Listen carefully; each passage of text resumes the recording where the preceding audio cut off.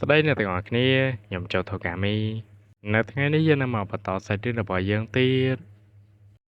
ចូលមកកាន់អេពីសូតនេះយើងក៏បានឃើញជាមួយនឹងអ៊ីពូដែលគាត់បង្ខាត់ដូចជាធម្មតាប៉ុន្តែនៅពេលនេះអ៊ីពូគាត់ក៏ចាប់ផ្ដើមរីកចម្រើនកាន់តែខ្លាំងទៅហើយ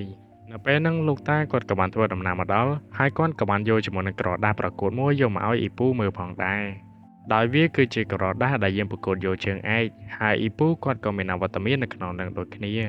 ប៉ុន្តែអ្វីដែលអ៊ីពូចង់បានគាត់គឺចង់ប៉ះគ្នាជាមួយនឹងម៉ាយាតាប៉ុន្តែម៉ាយាតាគឺនៅឆ្ងាយពីគាត់មួយមេឃម្ដីឯណោះបើសិនជាអ៊ីពូចង់ប៉ះជាមួយនឹងម៉ាយាតាគាត់ត្រូវតែផ្ដួលជាមួយនឹងសត្រូវនៅចំពោះមុខគាត់ឲ្យបានច្រើនហើយដៃគូរបស់អ៊ីពូដំបូងនោះដែលគាត់មានឈ្មោះថាជេសុននៅពេលដែលពួកគេកំពុងតែស៊ើបជាមួយនឹងឈ្មោះរបស់ជេសុនទើបពួកគេដឹងថាជេសុនគឺមិនមែនជាជនជាតិជប៉ុននោះទេគេគឺជាជនជាតិអាមេរិកប៉ុន្តែគេគឺផ្លាស់ប្ដូរមករស់នៅឯប្រទេសជប៉ុនហើយគេគឺបានដាក់ជាមួយនឹងឈ្មោះក្រៅដែលហៅថាអូហ្សូម៉ា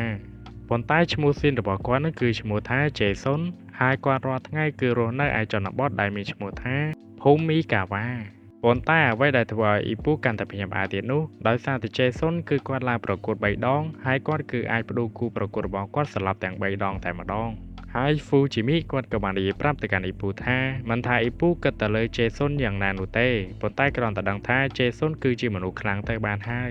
សាច់រឿងក៏បានកាន់មកកាន់ជនបទមួយយើងក៏បានឃើញជាមួយនឹងជេសុនដែលគាត់កំពុងតែវឹកហាត់ជាមួយនឹងនរណាម្នាក់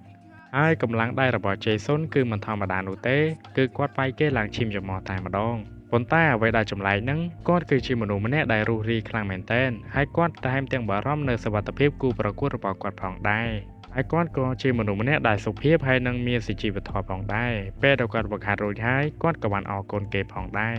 ហើយកម្លាំងដៃមួយដៃរបស់ជេសុនហ្នឹងគឺមិនធម្មតានោះទេនៅពេលហ្នឹងលោកគ្រូរបស់ជេសុនក៏បានប្រាប់ទៅកាន់គាត់ថានៅថ្ងៃស្អែកជេសុនគឺត្រូវឡើងទៅទីក្រុងតូក្យូហើយដើម្បីប្រកួតចឹងទៅហើយលោកគ្រូរបស់ជេសុនគាត់ក៏បាននិយាយប្រាប់មកកាន់ពួកយើងថាជេសុនគាត់គឺជាមនុស្សម្នាក់ដែលខ្លាំងប៉ុន្តែគាត់គឺចូលចិត្តនិយាយច្រើនបើនិយាយទៅគឺគាត់រុះរាយរាក់ទាក់បើនិយាយស្រួលស្ដាប់ទៅគាត់គឺជាមនុស្សម្នាក់ដែលចូលចកពាក់ស្បែកជៀមរបៀបថាខ្លួនខ្លាំងប៉ុន្តែធ្វើដូចស្លូតចឹងទៅនៅពេលដែលជេសុនមកដល់ផ្ទះគាត់ក៏បានជួយដេរសម្លៀកបំពាក់របស់ម៉ាក់របស់គាត់ដូចគ្នាប៉ុន្តែម៉ាក់របស់គាត់ក៏បាននិយាយថាដោយសារតែជេសុនគឺគាត់ជាប់ឡើងទៅទីក្រុងតូក្យូចឹងហើយប្រឹងតែវឹកហាត់ទៅមិនចាំបាច់មកជួយគាត់ទេហើយជេសុនគាត់ក៏បាននិយាយថាការវឹកហាត់វាគឺជាជំនាញរបស់ខ្ញុំពិតមែនប៉ុន្តែអ្វីដែលខ្ញុំចង់ធ្វើវាឲ្យល្អនោះគឺជាគ្រួសារខ្ញុំគឺចង់ឲ្យគ្រួសាររបស់ខ្ញុំរស់នៅដោយមានសុភមង្គលហើយជេសុនគាត់ក៏បាននិយាយថាគាត់នឹងប្រឹងប្រែងដើម្បីយកជើងឯកឲ្យបាននៅពេលដែលគាត់ខ្លាចទៅជាជើងឯកហើយម៉ាក់គឺមិនចាំបាច់ដេរសម្លៀកបំពាក់ឲ្យគេទៀតនោះទេតែរឿងក៏បានកាន់តែកាន់ថ្ងៃស្អែកពេលដែលជេសុនគាត់ធ្វើដំណើរទៅកាន់ទីក្រុងតូក្យូជាមួយនឹងអ្នកផ្ទះក៏បានចេញមកលាដំណើរគាត់ផងដែរហើយជេសុនគាត់ក៏បាននិយាយថាគាត់គឺមិនបំភ្លេចគុណអ្នកទាំងអស់គ្នាទេជនជាតិជប៉ុនគឺពិតជាមានចិត្តល្អខ្លាំងណាស់ហើយពួកគេក៏បាននិយាយថាទោះបីជាពួកគេគឺមិនអាចទៅជាមួយនឹងជេសុនបានក៏ដោយពួកគេនឹងលើកទឹកចិត្តជេសុនពីចម្ងាយនៅពេលហ្នឹងម៉ាក់របស់ជេសុនគាត់ក៏បានយកលុយមកឲ្យជេសុនផងដែរដែលគាត់បាននិយាយថាចាយវាទៅដោយសារតែនៅតូក្យូរបស់គឺថ្លៃណាស់ជេសុនគាត់បំរុងនឹងបដិសេធដែរប៉ុន្តែគឺត្រូវម៉ាក់របស់គាត់គឺបង្ខំពេកមុននឹងជេសុនចាក់ចេញគាត់ក៏បាននិយាយថាគាត់នឹងនាំយកជាមួយនឹងគេឈ្មោះដ៏ល្បីល្បាញមកកាន់ភូមិរបស់យើងវិញតែរឿងក៏បានកាន់មកកាន់អ៊ីពូវិញនៅពេលនេះគាត់ពិតជាមានការភ័យខ្លាចជាមួយនឹងជេសុនខ្លាំងណាស់ប៉ុន្តែទោះជាយ៉ាងណាក៏ដោយវាគឺជាក្តីស្រមៃរបស់គាត់ត្រូវតែអាចយកឈ្នះវាឲ្យបានសាច់រឿងក៏បានកាន់មកកាន់ក្លឹបមួយដែលមានឈ្មោះថាអេរីម៉ាហើយយើងក៏បានឃើញជាមួយនឹងជេសុននៅពេលនេះគាត់គឺធ្វើដំណើរមកដល់ទីក្រុងតូក្យូហើយយើងក៏បានឃើញជាមួយនឹងបុរសម្នាក់ទៀតដែលគាត់មានឈ្មោះថាអូតាហើយគឺមិនដឹងថាបែរនឹងគិតអីនោះទេដែលគេគឺចង់វាយគ្នាជាមួយនឹងជេសុនតែម្ដងហើយគេបាននិយាយទៅកាន់ជេសុនថាឲ្យជេសុនឡើងមកវឹកហាត់លើសង្វៀនមកដោយសារតែវឹកហាត់នៅក្រៅមើលទៅវាមិនអស្ចារ្យទេបាននិយាយស្រួលស្ដាប់ទៅរបៀបថាវាយតបាសាក់នឹងអត់ដូចវាយមនុស្សពិតទេហើយជេសុនគាត់ក៏បានយកព្រមចំណែកឯអាប៉ែតនឹងវិញក្នុងចិត្តរបស់គេនឹងគេគ្រាន់តែចង់ឲ្យជេសុននឹងខ្មាស់គេតែប៉ុណ្ណោះគឺគេចង់វាយឲ្យជេសុននឹងស្លាប់ឲ្យខ្មាស់គេចឹងទៅនៅពេលហ្នឹងជេសុនគាត់ក៏បានយកមួកការពារមកឲ្យអាប៉ែតនឹងផងដែរប៉ុន្តែអាប៉ែតនឹងក៏បាននិយាយថាយកមកធ្វើអីគាត់គឺមិនត្រូវការទេហើយគេក៏បានវាយទៅកាន់ជេសុនតែម្ដងដែលគេបាននិយាយថាត្រឹមមនុស្សការដូចជាជេសុនចឹងគេគឺមិនចាំបាច់ពាក់នៅរបស់ការពារទេ ហើយ Jason គាត់ក៏បាននិយាយទៅថាឲ្យគាត់នឹងពាក់ជាមួយនឹងរបស់ការពារសិនទៅប៉ុន្តែមើលទៅកាន់អាប៉ែតនឹងគឺឌឺខ្លាំងមែនតើដែលគេបានវាយចំកណ្ដាលមុខ Jason នឹងមួយដៃតែម្ដងចំណែកឯប្រូពីរនាក់ដែលកំពុងតែឈរមើលហ្នឹងគាត់ក៏បាននិយាយថាចុំ Jason ចាញ់ហ៎មិនអន់ម៉េះហើយអាប៉ែអូតានេះគឺឆ្លើយខ្លាំងមែនតើដែលគេបាននិយាយថាងាប់ហើយសមត្ថខ្លាំងចេញមកឡើងសម្រាមនៅពេលហ្នឹងគឺធ្វើឲ្យ Jason គឺគាត់ខ្លាំងតែម្ដងហើយគាត់ក៏បាននឹកទៅដល់គ្រួសាររបស់គាត់ផងដែរដែលពួកគេនិយាយថាពួកគេនឹងលើកទឹកចិត្តគាត់ពីចម្ងាយនៅពេលហ្នឹងអាប៉ាអូតាហ្នឹងក៏បានស្ទុះទៅវាយ Jason បន្តទៀតប៉ុន្តែ Jason គឺគាត់អាចគេចបានហើយ Jason គាត់ក៏បានសងសឹកដែលដាក់អាប៉ែហ្នឹងមកដៃបាក់កតែម្ដងហើយខ្ញុំក៏អត់សូវប្រកាសថាកន្លែងហ្នឹងបាក់កមេឬអត់ដែរប៉ុន្តែសាច់រឿងរបស់គេហ្នឹងគឺគេទេហៅឡានពេទ្យឲ្យមកយកអាប៉ែហ្នឹង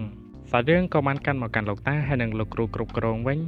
នៅពេលនេះពួកគេក៏ទទួលរំលឹកអំពី Jason ផងដែរថា Jason ហ្នឹងគឺគាត់វាយអ្នកហាត់ប្រាណដូចគ្នានឹងរហូតដល់បាក់កអញ្ចឹងហើយគាត់ក៏រៀងព្រួយបារម្ភផងដែរដោយសារតែអ៊ីពូហ្នឹងគឺទៀបហើយគឺមិនសូវខ្លាំងប្រហែលទេនៅពេលហ្នឹងលោកតាគាត់ក៏មានជាមួយនឹងកំណត់មួយតែម្ដង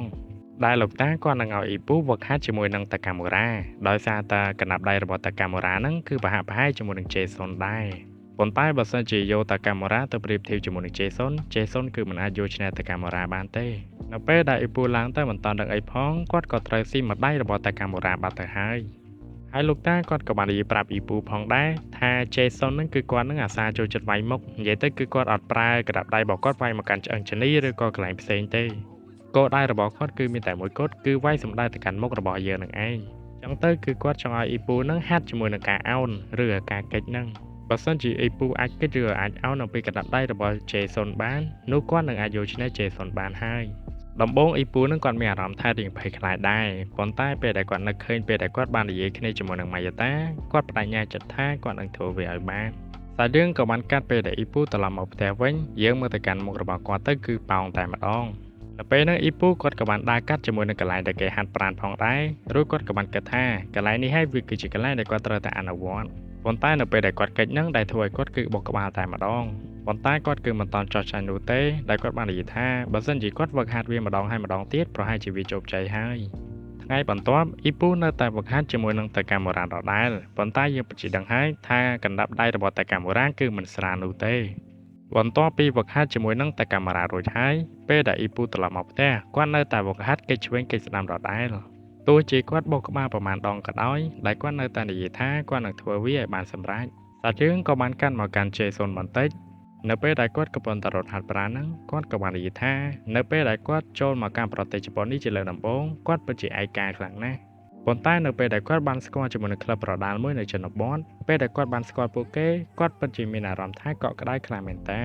ហើយពួកគេទាំងអស់គ្នាប្រៀបដូចជាគ្រួសាររបស់ខ្ញុំអញ្ចឹងហើយខ្ញុំបដិញ្ញាថាខ្ញុំនឹងយកជើងឯកឲ្យបាន